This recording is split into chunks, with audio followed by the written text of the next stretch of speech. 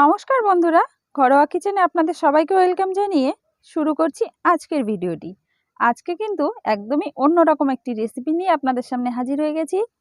আজ আমি বানাবো বাঁধাকপির পনির। দুধ ছানা ছাড়াই কিন্তু এইরকম পনির আপনারাও বানাতে পারেন, তাই পুরো ভিডিওটি কিন্তু অবশ্যই দেখতে হবে। ভিডিওটি স্কিপ করা যাবে না, একটা পার্ট স্কিপ করে গেলে পারফেক্টভাবে কিন্তু এই রেসিপিটি তৈরি হবে না। তাহলে চলুন পুরো ভিডিওটি দেখতে থাকুন।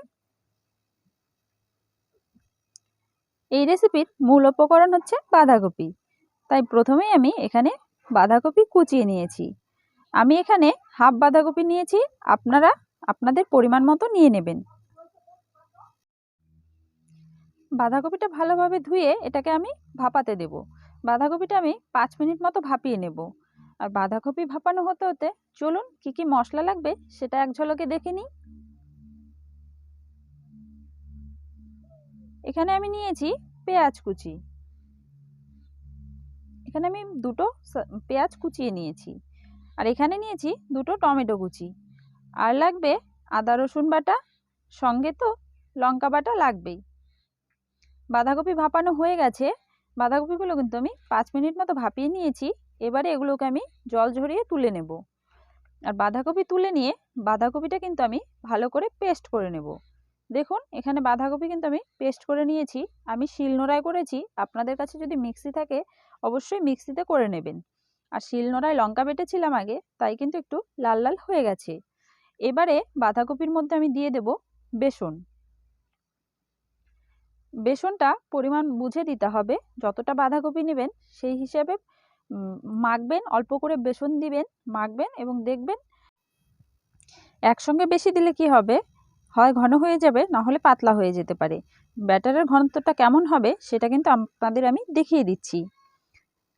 দেখুন এই যে এই রকম পরিমাপে আমরা কিন্তু ব্যাটার বানাবো। মাখার সময় কিন্তু এতে মনে করে একটু নুন দিতে হবে, সেটা আমি আপনাদের দেখাতে ভুলে গেছি। এবারে মাখা হয়ে গেছে, এবারে একটা থালা নিয়েছি এরকম সমান, আর এর মধ্যে দিয়ে দেবো আমি একটু তেল। তেলটা খুব ভালো করে থালাটার মধ্যে মাখিয়ে নেব। এবারে এর মধ্যে আমি ব্যাটারটা দিয়ে দিচ্ছি, দিয়ে হাতের সাহায্যে পাতলাভাবে ছড়িয়ে নেব।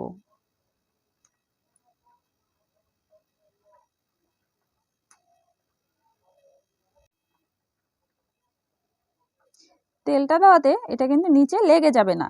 তেলটা কিন্তু অবশ্যই ব্রাশ করে নেবেন, না হলে কিন্তু নিচে লেগে যাবে। দেখুন থালার মধ্যে খুব সুন্দরভাবে আমি কিন্তু এটা ছড়িয়ে নিয়েছি। এবারে এটাকে আমি ভাপাতে বসাবো। এটা ভাপানোর জন্য কড়াতে কিন্তু আমি জল গরম বসিয়ে দিয়েছি, আর ওর মধ্যে লাগবে একটা স্ট্যান্ড। যে কোনো একটা স্ট্যান্ড আপনারা বসিয়ে দেবেন। এর ওপরে থালাটা আমি দিয়ে ঢেকে দেব। দেখুন থালাটা খুব ভালোভাবে বসিয়ে দিয়েছি। এবার এটাকে আমি 10 মিনিটের জন্য ঢেকে দেব।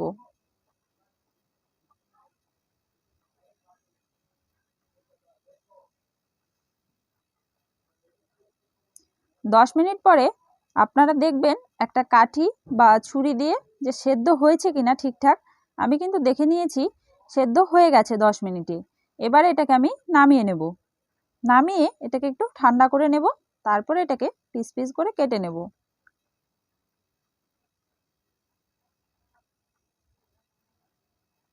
আমি চৌকো চৌকো করে কেটে নিচ্ছি, আপনারা আপনাদের পছন্দ অনুযায়ী শেপ দিয়ে এটাকে কেটে নেবেন।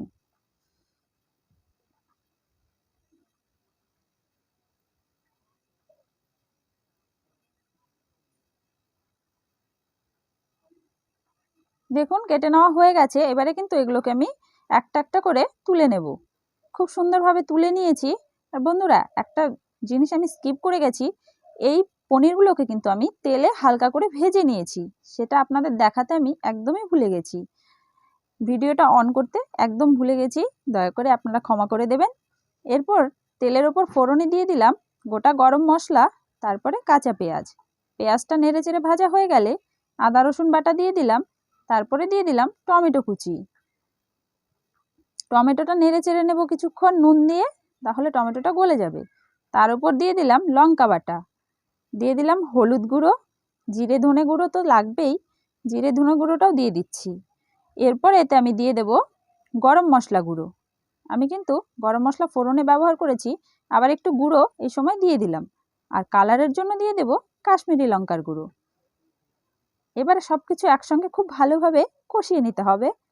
দেখুন সব মশলা কিন্তু খুব ভালোভাবে কষে গেছে, মশলা কিন্তু তেল ছেড়ে দিয়েছি। এবারে এতে আমি দিয়ে দেব জল। জলটা কিন্তু অবশ্যই আন্দাজ মতো দেবেন, যতটা গ্রেভি আপনারা পছন্দ করেন সেই হিসেবেই দেবেন।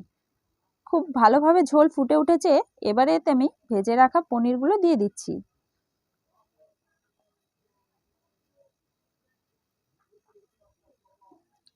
দেখুন আমি কিন্তু হালকাভাবে ভেজে নিয়েছি, আপনারাও কিন্তু একটু ভেজে নেবেন।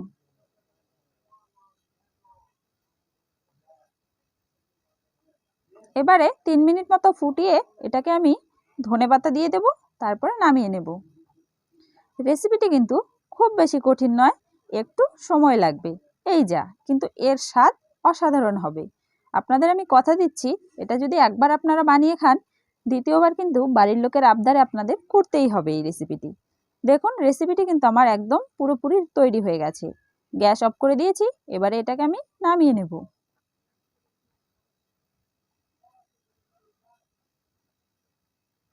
তাহলে বন্ধুরা এই রেসিপিটি কেমন লাগলো অবশ্যই কমেন্টের মাধ্যমে জানাবেন।